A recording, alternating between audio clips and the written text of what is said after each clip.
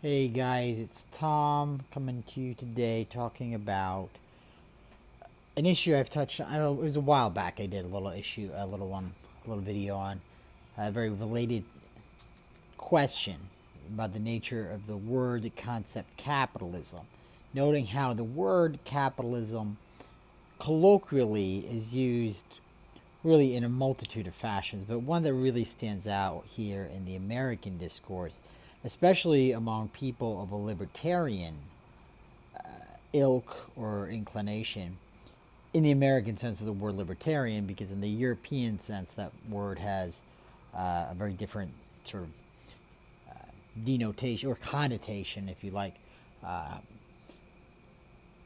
the usage tends to conflate or equate the capitalism with simply the existence either of a market, exchange economy, or sometimes people will even suggest that bartering can, in a way, be capitalist.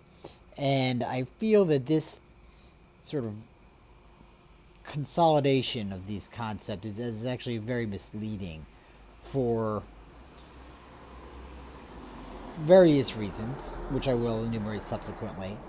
But before turning to why I feel it's important, let me spell out what I would suggest the more precise meaning of the word capitalism or the capitalist mode of production, what that really means.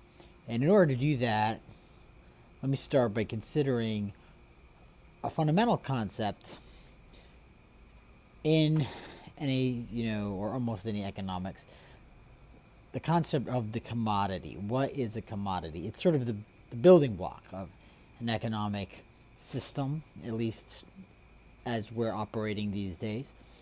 And roughly, you could say that a commodity is a good or a service or an object, an existent, which is produced for the purpose of sale and circulation. Now, what's interesting about commodity is it has a twofold aspect. It has what's called classically use value and exchange value. Use value is very simply what is useful about a commodity, whether you're talking about hammers or lollipops, wolf pelts or apple bushels, or what have you, MRI machines or Nerf bows and arrows, whatever it is, just pick it out of the air. If the object in question has a utility or a want, then it becomes saleable for a given amount, and that's the exchange value. The exchange value is ultimately really the monetary designation for the entity in question. Now that ties into the question of what is price really, and being an advocate of the labor theory of value, we'll just say right here that price is an index or a barometer of the socially necessary labor time that is invested in the production and reproduction of the commodity in question. I won't elaborate upon that here because I've done that elsewhere. I can come back to it, and it would take us rather far afield. But for the purpose of definition, it's probably clear enough. Now, the binary quality of the commodity is significant because what transpires under capitalism is that the exchange value is what takes primacy.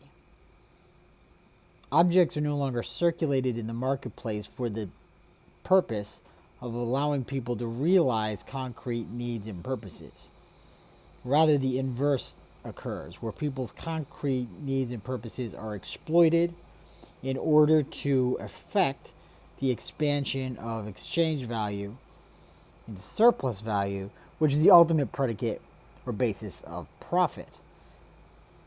This differs from under a more primitive market economy where even if exchange value is present, the ultimate purpose of the exchange is not the expansion, address, or realization of exchange value. It's the address of concrete human need or want. Similarly with barter, it's really conspicuous with barter economy, where the two people are trading expressly because they have complementary needs that can be exchanged. Now, the concept of exchange value is present implicitly in these more primitive frameworks. I'm not using the word primitive there with pejorative intention. I just mean that they are conceptually anterior or before capitalism, because capitalism assumes, for the purpose of its existence conceptually, an exchange, a sphere of exchange, a market in which commodities have, are the name of the game. Commodity exchange is the basis of capitalism, but it's not what constitutes capitalism as capitalism. If you like, it's sufficient but not necessary. What characterizes capitalism as capitalism is the emphasis upon exchange value and the realization of its unending expansion, which ultimately turns into all sorts of really sticky wickets, right? And in tandem with that, by the way, there's a very important little curly Q, and that very important little curly Q is the commodification of labor. The commodification of labor.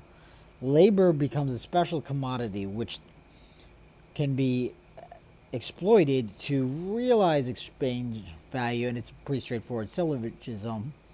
A commodity's value is that which takes in order to reproduce it. What it takes to reproduce labor is whatever is necessary for it to come back to work the next day. Whatever labor produces above and beyond that is gravy for the capitalist. The wage is the commodity price of labor, and ultimately economically insulates the laborer from participation in the fruits of their own value, which is collected by the capitalist to contribute to the expansion of surplus value. So, there you have it. Right, capitalism is distinguished from more basic market arrangements and barters because what it lends primacy to, significance to, importance to is the exchange value.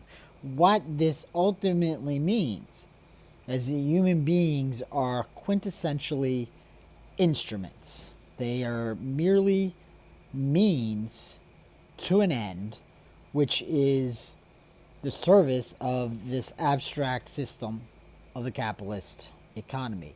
Even the capitalist is the victim of this situation. Though obviously the capitalist is in a position of advantage and occupies the dominant class in a society in which capitalism is hegemonic, to use a fancy pants word. Since I like fancy pants words, as you all know. So, what we have right now is a situation where many of my libertarian friends don't get along very well with my socialist, communist friends.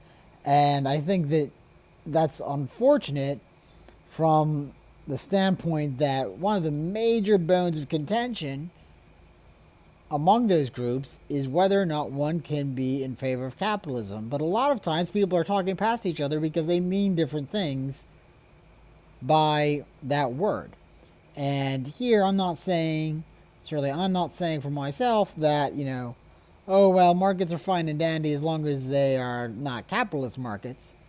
But I can definitely have more of a conversation if you're just talking about a market as opposed to a capitalist market. And there's space for forward, meaningful dialogue, which is often lost because of the opacity of the word capitalist. So that's my shtick, and I'm running up on time. Otherwise, I'd go on. But thank you so much for listening. I hope this was somewhat helpful. And I will talk to you guys soon. Ciao for now.